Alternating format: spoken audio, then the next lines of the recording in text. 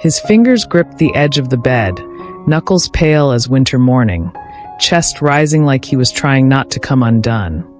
And I simply watched. I was above him, barely breathing, my palms flat against the warmth of his chest. My whole body trembled with something I didn't have a name for, something that felt like recognition and hunger all at once. He looked up at me like I was some kind of answer. Or maybe the question. I don't know. But I swear, right then, in that sacred second, he wasn't just looking at me. He was seeing me. And God, that did something to me. Something that reached deep and pulled at threads I'd forgotten existed. His mouth parted like he wanted to speak, but he didn't. He couldn't. And neither could I. Because everything in that moment felt too full, too fragile, too achingly real. The air around us buzzed like it could shatter with one wrong breath, and the only thing I could hear was the sound of our hearts, beating out of sync, trying to catch up to something we'd both waited too long for.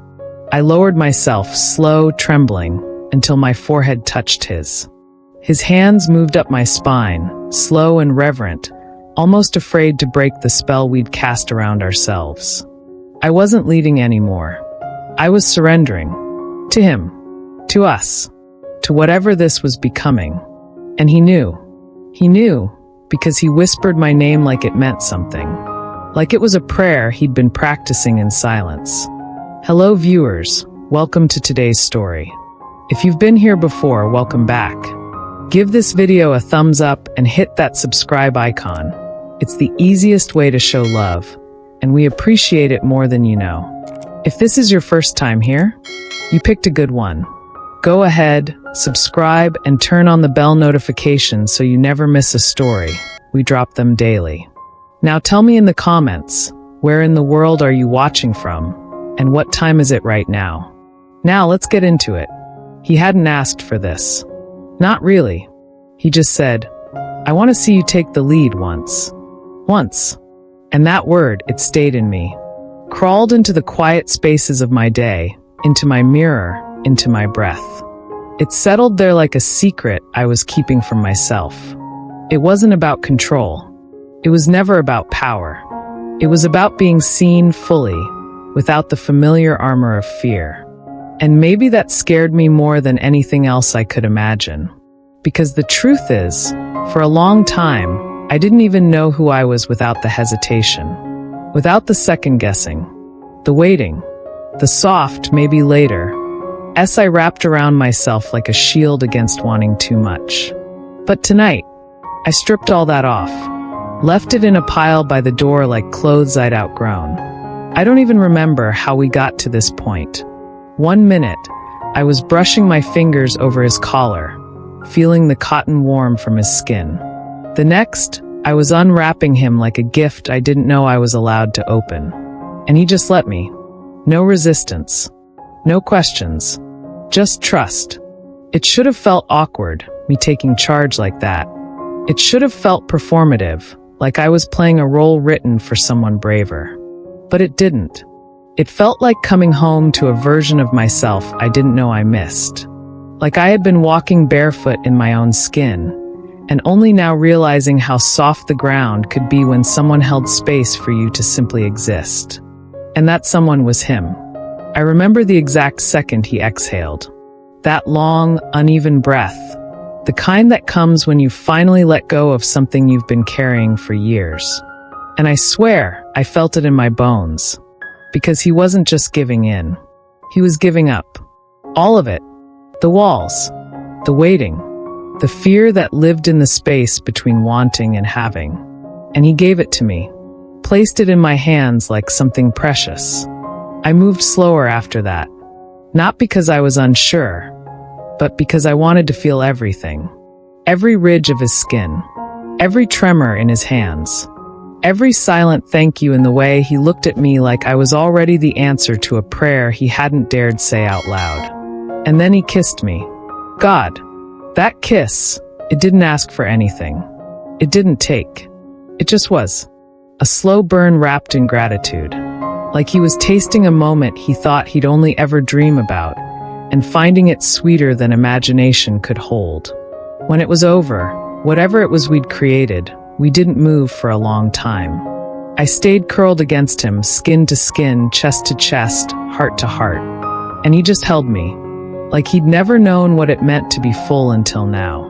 Like if he let go, even for a second, the whole night would slip through his fingers and become a memory too good to be real. And maybe I felt the same. Maybe I was holding just as tightly to something that felt too perfect to trust. I think what really broke me, was the way he looked at me in the quiet afterward. Not with desire, not even with awe, but with peace. Like something inside him had finally been put down. And I realized, this wasn't about giving him what he wanted. It was about showing him what I had. What I'd been holding back all this time, waiting for the right moment, the right mood, the right version of myself to show up. But he never needed a perfect version. He just needed me raw, open, present. He tucked a piece of hair behind my ear, still silent, and whispered, "You don't even know what you just did to me." I smiled, but only for a second, because right then something shifted in me. This wasn't just about him anymore. This was about us, and the parts of myself I hadn't dared touch until now. So I kissed him again, softer this time, like a promise I was making to both of us. And I whispered back, "You don't know what you woke up in me." I didn't move, not even a little. Not because I was tired or tangled in limbs or caught in the softness of his chest, but because I was scared that if I did, I'd lose whatever this feeling was. He was asleep, or at least pretending to be. But his arms were still around me, his palm resting just beneath my shoulder like a quiet anchor. And even though his breathing was deep and steady, I knew he wasn't gone. He was listening, still there, still wrapped in the moment we'd made together. And I just lay there, unraveling quietly beside him. There's a kind of silence that doesn't settle, it lingers. It loops and loops and loops until every sound in the room is just your own heartbeat trying to convince you that everything is okay. But everything was okay, wasn't it? So why did it feel like I was holding my breath again? Before I go deeper, pause just a second. If this story is pulling you in, like this video, and subscribe to this channel. It's free, and it means the world to me. Alright, come closer now. Let me tell you what happened next. I should have felt proud. Empowered, even. That's what they always say, right? That stepping into yourself is supposed to feel like a rising tide, a kind of rush. A victory. A spark that ignites something new. But what I felt wasn't fire. It was flood. Because after all the closeness, all the weightless touches and tangled promises, there I was, lying in the stillness, questioning everything. What if he was only quiet because he didn't know what to say? What if I took it too far? What if the version of me he met tonight wasn't what he actually wanted? He'd said it so softly. "You don't even know what you just did to me." But now those words played back in my mind like a loop with no context. Did I give too much? Did I make it too real? And worse, what if I couldn't go back to who I was before? I turned my head just slightly, eyes tracing the curve of his jaw, the soft part of his mouth. I used to know him like a favorite book, every line, every look, every breath a familiar rhythm I could follow in the dark. But now he felt new again. Mysterious. Like a door I'd opened without knowing what lay on the other side. And I didn't know if that was thrilling or terrifying. It's strange how fast the mind turns on itself. How quickly doubt slips in when your heart is wide open, like cold air through a cracked window. He had asked me for this.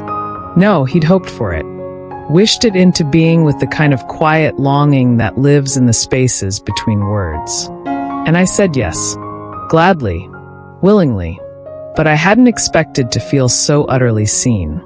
That's the part no one warns you about. The emotional echo that comes after intimacy.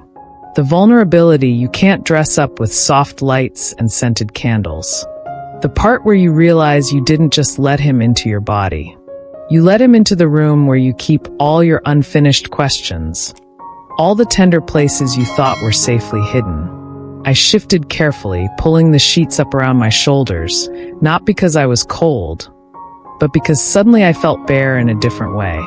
Not exposed, not ashamed, just unguarded. And I wasn't used to that, to being so completely without armor. He stirred behind me. Not much, just enough to pull me back against the solid warmth of him. His hand moved slowly, across my ribs, over my stomach, and settled, fingers brushing rhythmically against my skin like he wasn't fully awake, but still reaching for something. For me, I wanted to ask him 100 things. What are you thinking? Did I give you what you imagined? Did I disappoint you by wanting it so badly? But I couldn't form the words. They felt too sharp for the quiet between us. Too loud for the softness we'd built around ourselves like a cocoon. So I said nothing. And maybe that was safer. Maybe silence was its own kind of honesty. The sun started bleeding through the blinds a little too early. That half-golden light that makes everything look warmer than it actually feels, painting his skin in shades of amber and promise. And as it spilled across his shoulders, I noticed something I hadn't before. He was still holding me. Not like a reflex. Not like a habit. Like a choice. Maybe that should have been enough to silence the noise inside me. Maybe it was enough. But my mind doesn't let go that easily. It wants to unpack every moment, every sound, every tiny flicker of hesitation I think I saw in his eyes. Even when it wasn't really there. There's a strange kind of intimacy that comes after the intimacy. When everything's quiet and there's nothing left to say and the only thing between you is truth. Not performance. Not seduction. Just truth. And the truth is, I didn't know who I was now. I'd spent so long being soft. Being quiet. Being what he needed. What everyone needed. And last night, I gave him something he hadn't asked for in words, but something I think he'd been craving without knowing how to say it. I gave him me. Unfiltered. Unplanned. Undone. But now the high had passed. And I was left wondering if I liked who I'd met in the mirror. Because she was bold. Unapologetic. And kind of wild. And I hadn't been her in years. Maybe I'd never been her at all. What scared me wasn't losing him. It was losing the safety of not being seen too deeply. Because once someone sees you, they don't forget. The image burns itself into their memory, becomes part of how they know you. And now he'd seen me in every way. Every angle. Every hidden truth. He whispered something into the back of my shoulder. Too soft to catch. But it made me close my eyes. Because it didn't matter what he said. What mattered was the way he said it. Like I was something sacred. Like I'd done something right. Like I was exactly where I belonged. And for the first time since the night began, I let go of the doubt. Not forever, but just for a moment. Long enough to breathe. Long enough to lean into his warmth and believe the silence wasn't a punishment. It was peace. Later, when we got out of bed, we didn't talk much. Just coffee. Soft glances. The kind of closeness that doesn't need explaining, that exists in the space between words. But the question still lingered in my chest. Who am I now, if I'm not afraid to take up space anymore? And if this was just the beginning, what else had I buried so deeply inside myself, waiting to be touched, seen, named? I don't know. But I think I'm finally ready to find out. I didn't mean to moan. Not out loud. Not like that. But it slipped out quiet, aching, involuntary, and the moment I did, he stopped. His hands froze mid-motion, his mouth still brushing the edge of my collarbone, and I felt his body still beneath mine, like something in him had just shifted. He pulled back just slightly, not away from me, but enough to look at me. To really look. And I couldn't tell if what I saw in his eyes was awe or concern. But he held my face in his hands like he was afraid I might float away if he didn't anchor me to this moment. And maybe he was right, because I felt untethered, open in a way I hadn't been in years. Or maybe ever. We hadn't planned to touch each other that morning. Not really. He was making coffee, barefoot in the kitchen, humming some old song under his breath. I was still in his shirt from the night before, hair a mess, emotions a beautiful blur. And yet when I leaned against the counter and he turned toward me with that half-sleepy smile, I felt something warm bloom in my chest. A familiar want, but not just for his body, for his attention, for the way he looked at me when no one else was around, like I was the only thing in the room worth seeing. And I think he knew. I think he always knows before I do. I reached for his wrist. He paused mid-sip, didn't say a word, just set the mug down and stepped closer, like he'd been waiting for my invitation. And just like that, we were back in the current. Soft touches, slow movements, breath against breath. There wasn't any music, just the sound of morning, the ceiling fan whirring, a car passing outside, and us. But somehow it felt like a soundtrack, like the room had been holding its breath too, waiting for this moment to unfold. He kissed me differently this time. Not like the night before, hungry and grateful. This was slower, deeper, more like a question. Are you still with me? Are we still here? Do you still want this the way I do? And without speaking, I answered. With my hands, with my breath, with the way I melted into him like I'd been made for this exact moment.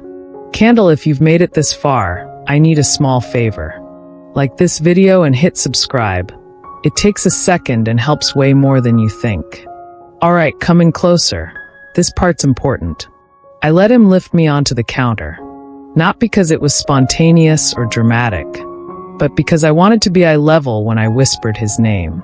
He said it back like a prayer, like it still meant something, like it would always mean something. And that's when I realized I didn't want this moment to be just about the afterglow. I wanted it to be a beginning, not of a fantasy, but of something real, something we could keep building, brick by brick, touch by touch. But even in the warmth, a quiet shadow crept in, something unspoken, like a flicker of fear behind the light. I pulled back, not far, just enough to see him clearly. Are you okay? I asked. He smiled too quickly. Yeah, of course. But his fingers tightened slightly on my thigh, and I knew. There was something he wasn't saying, and I didn't know if I wanted to ask. If I was ready for whatever truth lived in that silence. What if he was scared too? What if everything we were exploring, this new dynamic, this unfiltered version of me, was overwhelming him in ways he didn't expect? What if he loved the idea of me stepping forward, but didn't know how to stay standing when I did? The thought made something inside me clench. Not regret, not guilt, just awareness. That this wasn't just my transformation. It was ours. And transformation, even the beautiful kind, can be terrifying. We didn't talk about it. Not right then. We just moved. Together. A little slower. A little quieter. His lips brushed the curve of my shoulder. My fingers traced the line of his back. And between us was this rhythm. Like two people trying to memorize each other all over again, without rushing it. And that's when I knew. This wasn't about doing something new for the sake of excitement. It was about rediscovery, reconnection, the kind that only happens when you're brave enough to be fully present, fully yourself, fully alive. He pressed his lips to the crown of my head before we surrendered to sleep. No words passed between us, just that singular kiss, tender as a prayer. And within that gentle benediction, I heard every whispered truth I'd ever yearned to receive. You are enough. You belong to me. This love requires no earning. That moment unveiled something profound. I hadn't merely opened myself to him. I had unlocked a chamber within my own heart. And there would be no returning to the shadows I once called home. I drifted in that liminal space between waking and dreams, my eyelids heavy as velvet curtains. Yet I could sense his gaze upon me. Not the demanding kind that seeks to claim or possess, but the reverent kind that whispers, "Stay just like this a moment longer." And so I did, melting deeper into the sanctuary we had created. My spine curved against the warmth of his chest, our limbs intertwined with the practiced intimacy of lovers who had learned each other's bodies like a familiar song. His arm draped across my waist, fingers tracing lazy circles on the gentle swell of my stomach, an unconscious rhythm, muscle memory that spoke of countless mornings just like this one. Words seemed unnecessary, almost sacred to break. There was only that hypnotic cadence, that enveloping warmth, that cathedral quiet. Yet my mind refused to still, thoughts swirling like autumn leaves in the space between contentment and wonder. They never warn you about the thunderous quality of silence when everything within you finally comes to rest.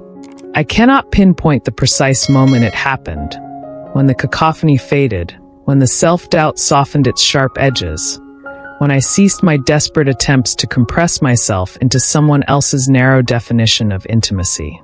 Somewhere between his reverent touch and my complete surrender, I discovered something I hadn't known I was seeking. Peace. Not the kind that must be earned through performance or perfection, but the kind that becomes your very essence, woven into your breath, your heartbeat, your being. He shifted behind me with subtle grace. Not seeking comfort, he already possessed that, but reaching for something deeper. Even though no space remained between our bodies, he sought to eliminate the distance between our souls. His breath ghosted across the nape of my neck, his lips following like a whispered promise. And just like that, sleep abandoned me entirely. Before I invite you into what unfolded next, may I ask something of you? If this story resonates within the chambers of your heart, please like this video. Subscribe as well. It costs nothing, means everything, and keeps you close when the next chapter arrives. Now come closer. Let me show you how love speaks in the language of silence. I turned to face him with the deliberate care of a ritual beginning. Slowly, as if something sacred hung in the balance between us. His eyes were already waiting, not possessive or demanding, but utterly present. He wasn't merely looking at me. He was witnessing me, seeing through flesh and bone to the trembling truth beneath. His fingers found my hair, tucking wayward strands behind my ear with the practiced tenderness of 100 previous mornings. But this time felt different, charged with new meaning.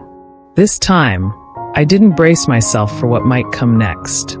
I didn't calculate or anticipate or prepare defensive walls. I simply allowed myself to be touched.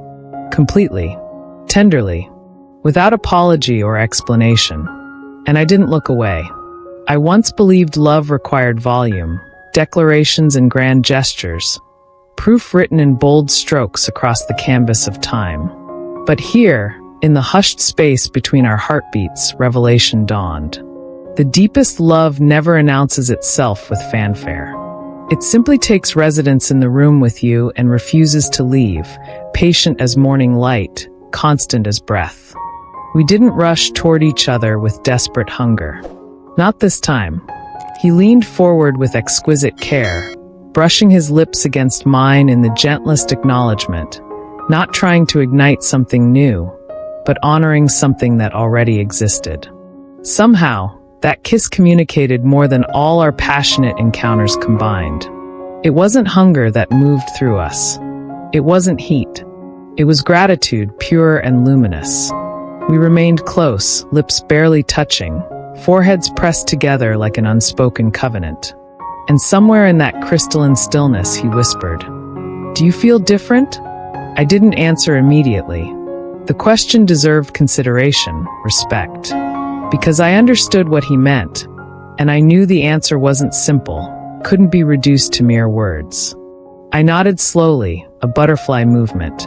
Yes. His fingers slipped lower, coming to rest at my collarbone where my pulse fluttered like a captured bird.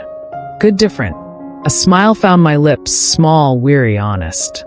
Scary different, I whispered back. He nodded, not in agreement but in understanding. There's a distinction there, subtle but profound. They never prepare you for the terror of being fully seen and fully safe simultaneously. Because once someone witnesses every hidden corner of your soul and chooses you anyway, not despite your flaws but including them, There's no retreat into the comfortable lie that you're unworthy of such love. There's no returning to shallow waters. No settling for almost enough. We spent the remainder of that morning suspended in our own private universe. Touching and not touching, laughter bubbling up occasionally, silence reigning most often. Time moved differently around us, liquid and forgiving, where nothing was expected and everything was permitted. Eventually, he rose to prepare breakfast, pulling on his soft joggers, hair still mussed from sleep and loving. I watched from our bed, barefoot, half awake, warmed by our closeness, and felt something expand in my chest. Not pain, but its opposite. That hollow, sweet ache that arrives when something finally feels too precious to guard against. For a moment, doubt crept in like fog. What if this doesn't last? What if we return to old patterns, comfortable distances, unspoken boundaries? What if I forget how to be this version of myself? But even as the questions arose, something stronger answered. A still, small voice within me whispered, "You don't unlearn intimacy. You return to it, again and again, like coming home." When he brought me coffee, he didn't simply place it on the nightstand and retreat. He handed it to me directly, waited while I took that first grateful sip, then kissed my forehead like it was ritual, like it was prayer. "You okay?" he asked, voice soft as morning mist. For once, I didn't respond with automatic reassurance. Instead, I looked up at him and said, "I don't think I've ever been this okay." The truth of it surprised us both. Later that day, while folding laundry, such ordinary magic, I caught myself smiling for no reason at all. Just remembering the way his hand lingered on the small of my back when he passed me in the hallway. The unconscious humming while he stirred his coffee. The way he looked at me when he thought I wasn't watching, like I was something precious he couldn't quite believe he got to keep. It lived in the smallest gestures, the softest details. This was the love I used to dream about in the secret chambers of my heart.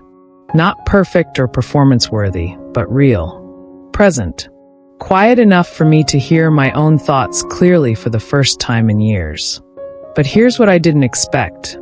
Later that evening, after we'd shared dinner and laughter and the casual rituals of intertwined lives, he reached for my hand as we settled on the couch. What he said next stopped time itself. "I think you've always carried this part of yourself, the one who leads, who loves without apology. You just needed space to let her breathe." I didn't cry because his words were sweet. I cried because I believed them, perhaps for the first time. He wasn't just celebrating the woman I'd become this week. He was honoring the one I'd always been, waiting beneath layers of learned caution. So now I must ask you something. Have you ever surprised yourself with the version of you that emerged in love? The one who wasn't quiet or small or hiding. And when that authentic self finally appeared, did you let her stay? Did you make room for her at the table of your own life?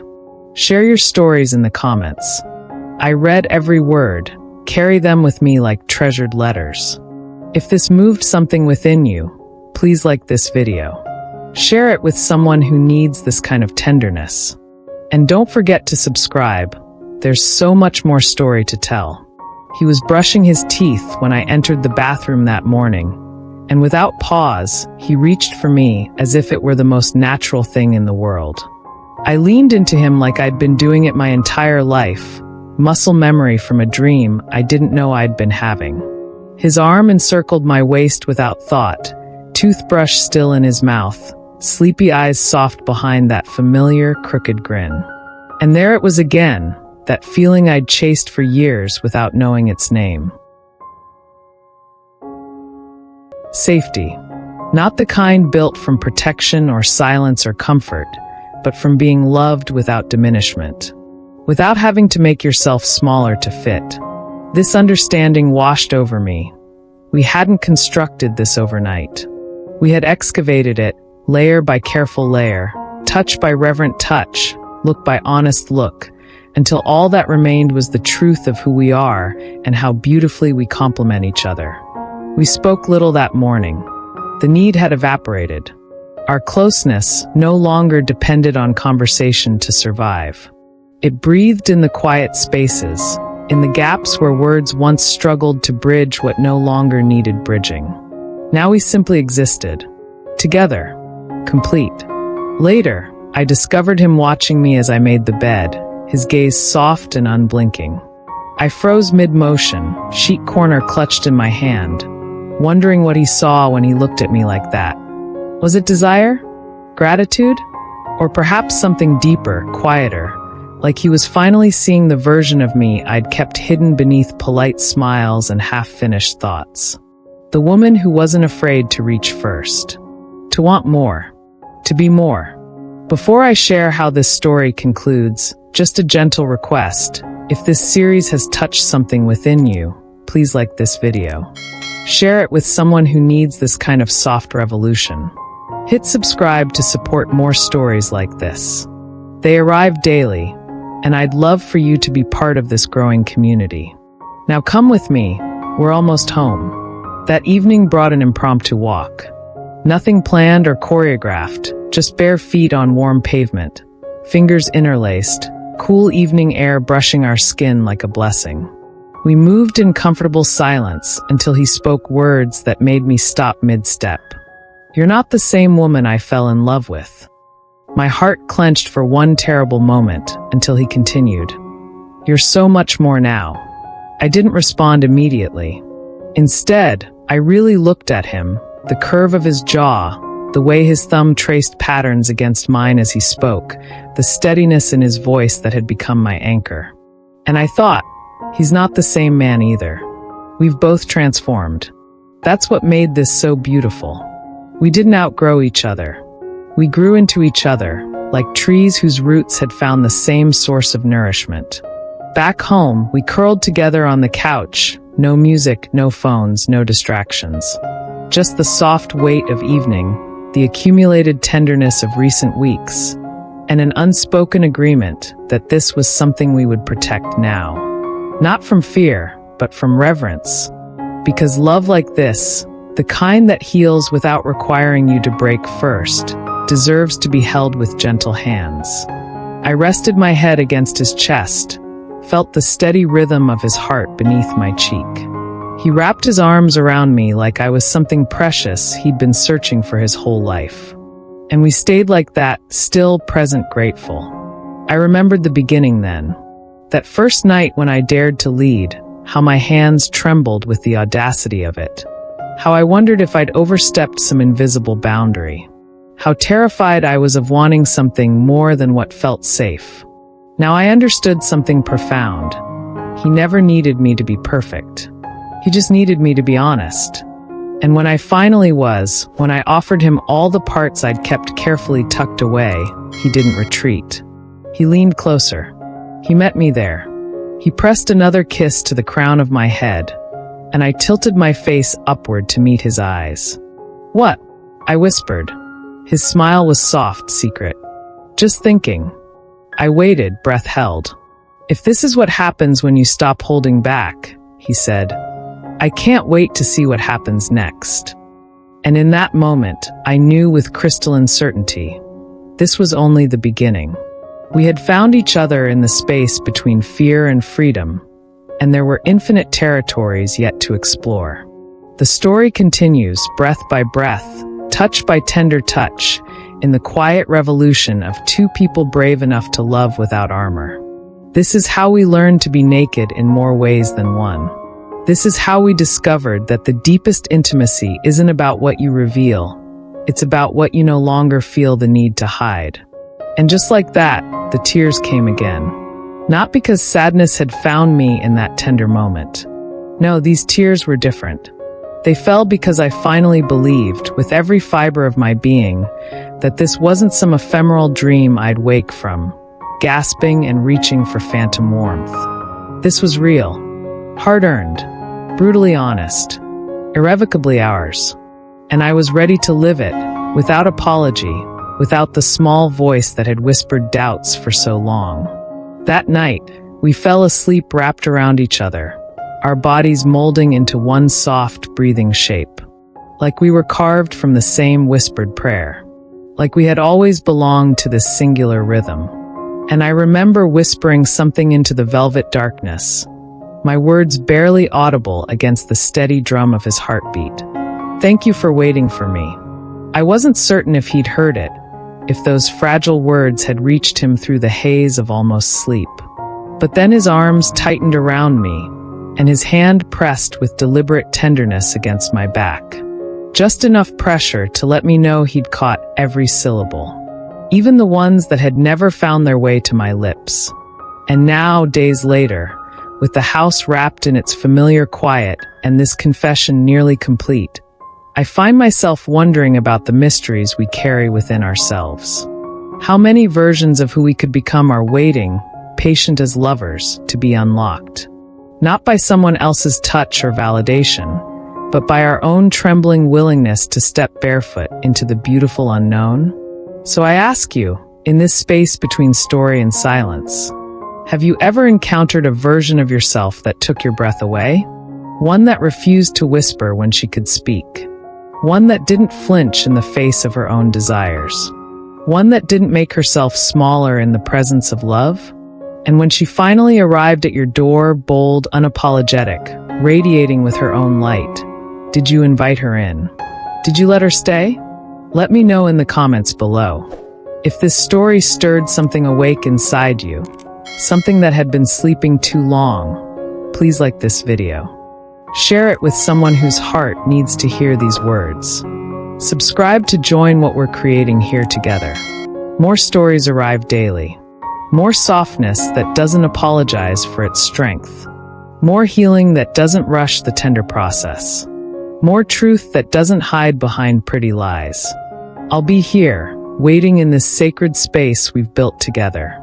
And I'd love, more than you know, for you to stay close. Thank you for listening, for holding space for this confession. I'll see you in the next one.